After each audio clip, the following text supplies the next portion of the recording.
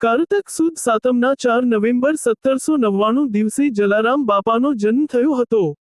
સંત શ્રી જલારામ બાપા હિન્દુ સંત હતા. તે રામના ભક્ત હતા. તેઓ બાપા ના નામથી પ્રખ્યાત છે.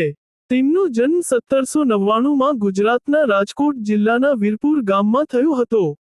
સંત શ્રી જલારામ બાપાનો જન્મી વિક્રમ સંવત 1856ની કારતક સુદ સાતમે લોહાણા સમાજના ઠક્કર કુળમાં થયો હતો. તે ભગવાન રામના ભક્ત હતા. જલારામ બાપાને ગૃહસ્થ જીવન કે પોતાના પિતાનો વ્યવસાય સ્વીકારવામાં કોઈ રસ નહોતો. તેઓ હંમેશા યાત્રાળુઓ, સંતો અને સાધુઓની સેવામાં રોકાયેલા રહેતા. તેઓ પોતાના પિતાથી છૂટા થઈ ગયા અને તેમના કાકા વાલજીભાઈએ યુવાન જલારામ અને તેમની માતાને પોતાને ઘેર રહેવા સૂચવ્યું. 1816ની સાલમાં 16 વર્ષની ઉંમરે તેમના લગ્ન આટકોટના પ્રાગજીભાઈ ઠક્કરની પુત્રી વીરબાઈ સાથે કરવામાં આવ્યા. વીરબાઈ પણ ધાર્મિક અને સંત આત્મા હતી. તેમના દયાળુ વલણ અને સખાવતનો ક્યારેય વિરોધ કર્યો નથી. આથી તેમણે પણ જલારામ બાપા સાથે સંસારી વૃત્તિઓથી વિરક્ત રહી ગરીબો અને જરૂરિયાતમંદોની સેવાના કાર્યમાં ઝંપલાવી દીધું. 20 વર્ષની વયે જલારામે અયોધ્યા, કાશી અને બદ્રીનાથની જાત્રાએ જવાનું નક્કી કર્યું ત્યારે પત્ની વીરબાઈ પણ તેમની સાથે જોડાયા. દુકાનમાંથી લોટ, દાળ અને ઘી આપ્યું.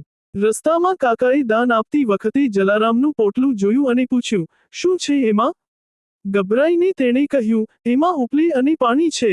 જ્યારે કાકાએ તેને ખોલ્યું, ત્યારે તેને માત્ર બાફેલા ચોખા અને પાણી જ મળ્યા. કાકાથી અલગ થયા પછી, તેણે તેની પત્ની સાથે સખત મહેનત કરવાનું શરૂ કર્યું. અંગત મિલકત ન હોવા છતાં દાન દક્ષિણાનું કાર્ય ચાલુ રાખ્યું.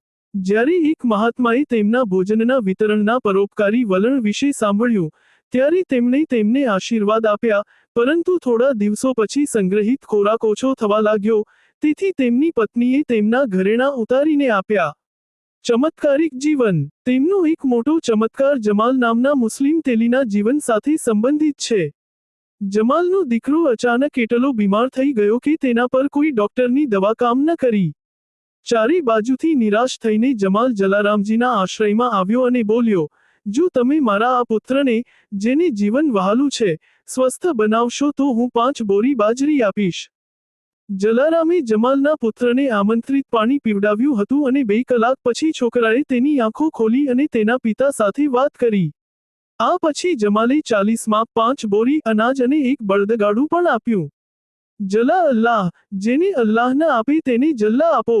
આ રીતે 22 વર્ષનો યુવાન જલારામ બાપાનો આભાર માનીને ઉમળકાભેર પોતાના ઘરે પરત ફર્યો હતો. એ જ રીતે એકવાર ધ્રાંગધ્રાના મહારાજાના 150 સૈનિકો વીરપુર આવ્યા હતા. જલારામ બાપાએ તેમને પ્રસાદ તરીકે એક વાસણમાંથી 2 લાડુ અને 1 સફરજન આપ્યું.